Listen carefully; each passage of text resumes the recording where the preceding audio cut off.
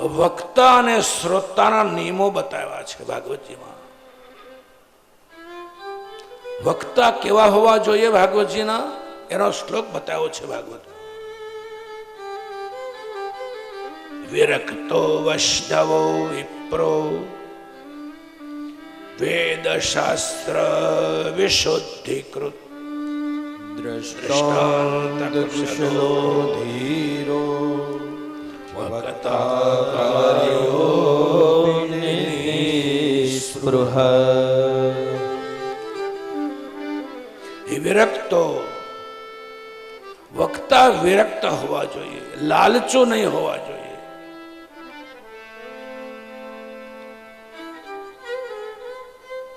એના હૃદયમાં ભગવાન પ્રત્યે અહોભાવ હોવો જોઈએ. એની પોતાની એક નિષ્ઠા હોવી જોઈએ ભગવાનમાં. આવો શ્રદ્ધાળુ હોવો જોઈએ.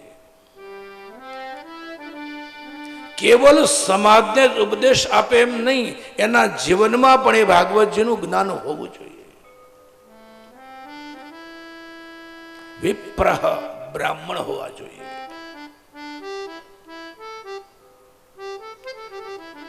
કથા તો ઘણા બધા લોકો, આપણે કોઈની ટીકા નહીં કરીએ.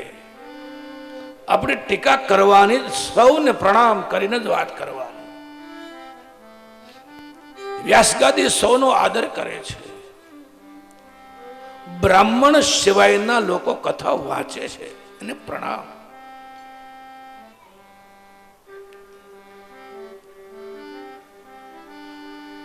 હમણાં જો નિત્યસ્વરૂપ દાસજીને સાંભળતો હતો, સરદાર એક બહુ સરસ વાત કરી એના હરિભક્તોને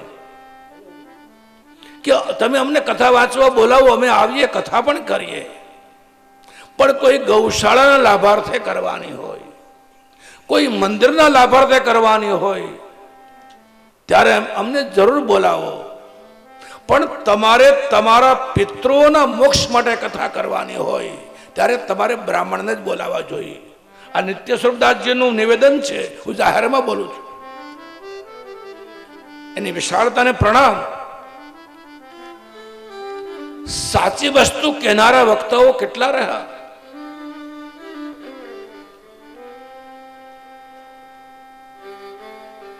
અને ભાગવતમાં પ્રમાણ છે, વિરક્ત વૈષ્ણવ વિપ્ર.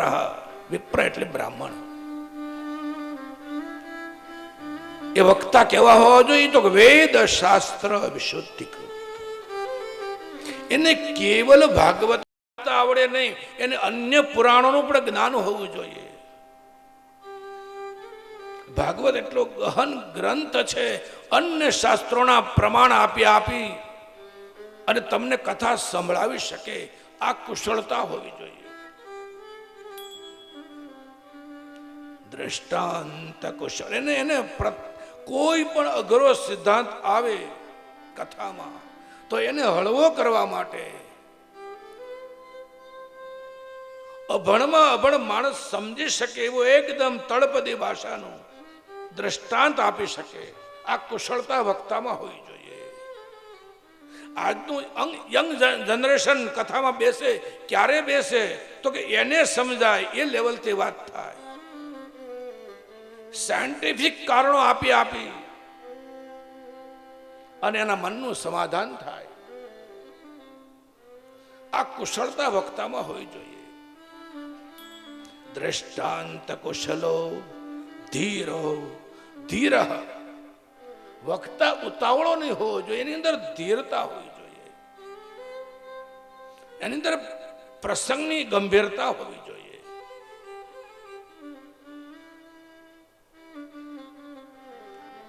વક્તા કાર્યોતિ નિસ્પૃહ. નિસ્પૃહનો ગુણ એનામાં હોવો જોઈએ. અનેક ધર્મ વિભ્રાંતા સ્ત્રૈણામ પાખંડવાદિનઃ. શુક શાસ્ત્ર કથોચ્ચારે ત્યાજ્યાસ્તે યદિ પંડિતા. અનેક ધર્મનું એને જ્ઞાન હોવું જોઈએ, અનેક સંપ્રદાયનું એને જ્ઞાન હોવું જોઈએ. સમાજમાં ચાલી રહેલી પ્રત્યેક પ્રક્રિયાથી વક્તા વાકેફ હોવા જોઈએ.